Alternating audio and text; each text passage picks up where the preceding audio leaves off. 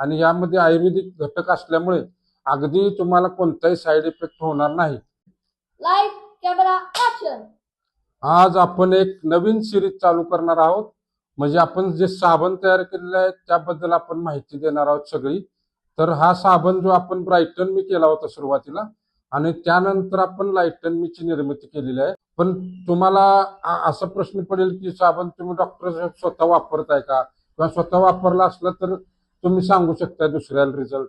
तर मी हा साबण गेले 6 महिने झालं वापरतोय, आणि त्याचे रिझल्ट एवढे उत्तम आहेत की तुम्हाला माझे फोटो प्रत्येक स्क्रीनवर दिसतील प्रत्यक्ष, ते तुम्ही बघू शकताय।